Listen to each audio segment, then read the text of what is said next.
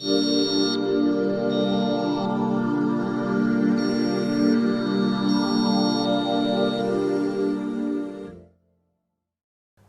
मैं डॉक्टर गौतम बांगा, एंड्रोलॉजिस्ट पिछले 15 साल से दिल्ली में कार्य कर रहा हूँ।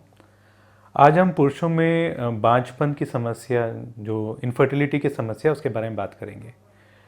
जैसे मैं पिछले 15 साल से देख रहा हूँ, ये समस्या दिन प्रतिदिन बढ़ती जा रही है। उसका मुख्य कारण है प्रदूषण, पुरुषों में स्मोकिंग की हैबिट, धूम्रपान, पान, गुटखा इत्यादि का सेवन, और लेट एज में शादी का होना, और जो इरेटिक लाइफस्टाइल है हमारी, उसके कारण से भी पुरुषों के जो इनफर्टिलिटी स्टेटस है उस पर प्रभाव पड़ रहा है।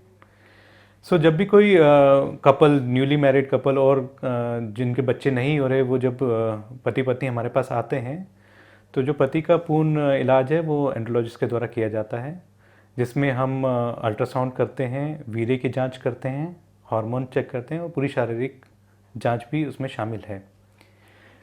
तो ये जो पुरुषों में बांझपन है, ये कई तरीके से प्रेजेंट कर सकता है। एक जिसमें जो वीर्य है उसमें शुक्राणु बिल्कुल एब्सेंट हो सकते हैं, नील शुक्राणु जिन्हें कहा जाता है, या शुक्राणु जो कि मात्रा कम हो सकती है, या शुक्राणु सही मात्रा में होने के बावजूद भी जो उसके प्रकार हैं, जो मॉर्फोलॉजिक और जो उसकी मोटिलिटी है, वो ख़राब हो सकती है।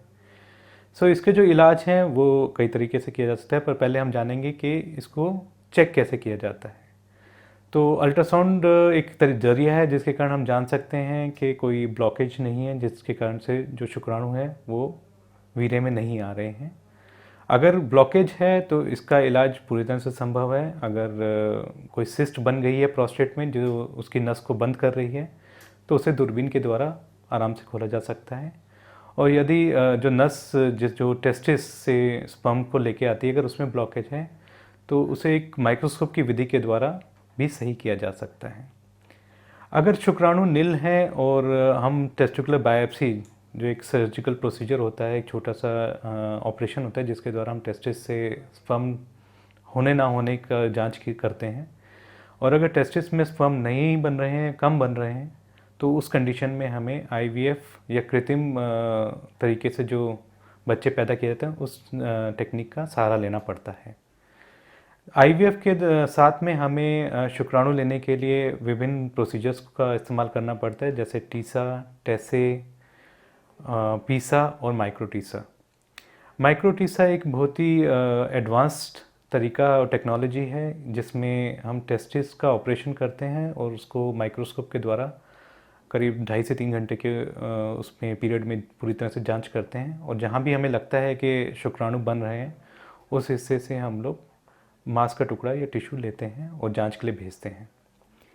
कुछ कंडीशन में हम देखते हैं कि वीर्य में जो शुक्राणु है उसकी मात्रा कम है, और या फिर जो मात्रा ठीक होने के वजह से मोटिलिटी और मॉर्फोलॉजी कम है। उस कंडीशन में हम अल्ट्रासाउंड के द्वारा वेरिकोसील एक समस्या की जांच करते हैं, जिसमें नसों का फूलापन होता है। अगर ये समस्या है प्रेजेंट है वीर्य की खराबी के साथ में, तो इसका इलाज बहुत अच्छी तरह से संभव है।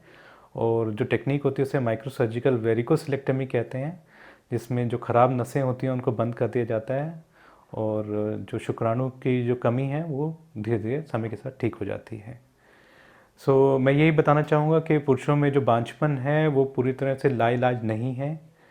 एंड्रोलॉजी में कई ऐसी टेक्निक हैं जिसके द्वारा हम वीर्य में जो शुक्राणु हैं उनको वापस ला सकते हैं, या अगर वो उनकी कमी है या जो उनकी मॉर्फोलॉजी और मोटिलिटी ख़राब है वो वापस ठीक की जा सकती है। तो इसमें संकोच करने की ज़रूरत नहीं है, शर्माने की ज़रूरत नहीं है। अगर आप में से किसी को भी या आपके किसी रिश्तेदार में ये समस्या है तो बिल्कुल घबराएं नहीं, तुरंत ही एक अच्छे एंड्रोलॉजिस्ट को दिखाएं। और मैं पूरी तरह से बता सकता हूँ कि करीब अगर हम परसेंटेज के हिसाब से चलें तो अराउंड 60 से 70% पुरुष जिनमें इनिशियली बांझपन बताया गया था वो आगे जाकर अपना बच्चा कर सकते हैं और एक नॉर्मल वैवाहिक जीवन जी सकते हैं। सो बिल्कुल परेशान मत होइए और सही समय पे सही इलाज करवाइए। धन्यवाद।